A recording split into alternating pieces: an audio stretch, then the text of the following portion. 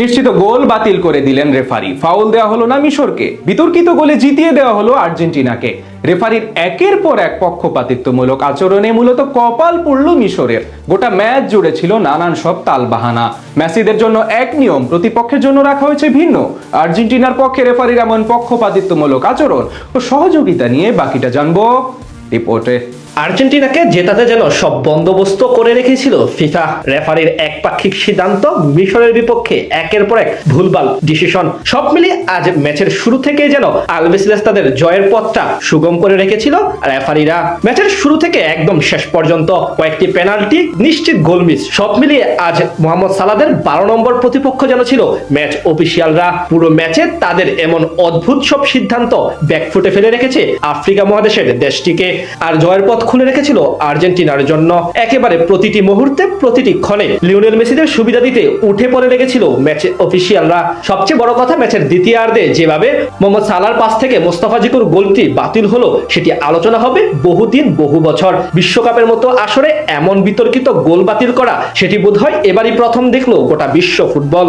ম্যাচের 63 মিনিটে গোল করেন মোস্তফা জিকু। মোহাম্মদ সালাহ প্রতিপক্ষ ডিবক্সকে বোকা বানিয়ে দারুণ এক অ্যাসিস্ট করেন তাকে। সেখান থেকে বল জালে জড়ান এই তারকা ফুটবলার। কিন্তু এরপরে যেন হিসাব নিকাশ সব বদলে যায়। বুনো উল্লাসে মেতে ওঠে মিশর, কিন্তু হঠাৎ করে রেফারি জানান এটি চেক করতে হবে। এরপর চলে যান সোজা VAR এ। সেখানে প্রায় 1.5 মিনিট আগের এক ফাউলের সিদ্ধান্তের কারণে গোল বাতিল করা হয় মোস্তফা জিকুর। সাথে সাথে হতাশায় মগ্ন হয়ে পড়ে পুরো মিশর দল। এভাবে গোল বাতিল করা ফুটবল ইতিহাসে সম্ভবত এবারে প্রথম দেখা মিলল। তবে তার চেয়ে বিতর্কিত কাণ্ড হয়েছে একেবারে শেষ মুহূর্তে, যখন এনজো ফার্নান্দেজ গোল করে আর্জেন্টিনার জয় নিশ্চিত করে।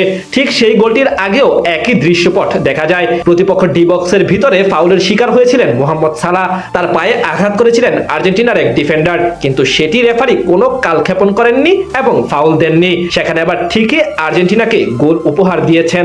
অর্থাৎ আর্জেন্টিনার জন্য এক নিয়ম ছিল এবং মিশরের জন্য ছিল আরেক নিয়ম। রেফারির এমন পক্ষপাতিত্বমূলক সিদ্ধান্ত অবশ্য শুরুতে মেনে নেয়নি মিশর। সাথে সাথে বেশ উত্তেজনাকর পরিস্থিতি দেখা যায় তাদের ডাগ আউটে। তখন মিশরের কোচকে লাল কার্ড পর্যন্ত দেখায় রেফারি, কিন্তু তাদের সেই প্রতিবাদ শেষ পর্যন্ত কোনো কাজে আসেনি। অর্থাৎ শেষ পর্যন্ত আর্জেন্টিনাকে একেবারে বলা চলে জয় উপহার দিয়ে দেওয়া হয়। এদিন ফিফা প্রেসিডেন্ট জিয়ান্নো ইনফ্যান্তিনোর এক ছবিও ভাইরাল হয়েছে। সেখানে দেখা যায় আর্জেন্টিনা পিছিয়ে থাকা অবস্থায় চোখে মুখে হতাশার ছাপ ছিল তার মাঝে। এখান থেকে মূলত এখন প্রশ্ন উঠেছে, আর্জেন্টিনাকে কি এই ম্যাচ ইচ্ছে করে জিতে দেওয়া হয়েছে, নাকি আসলেই তারা ভালো খেলে জিতেছে?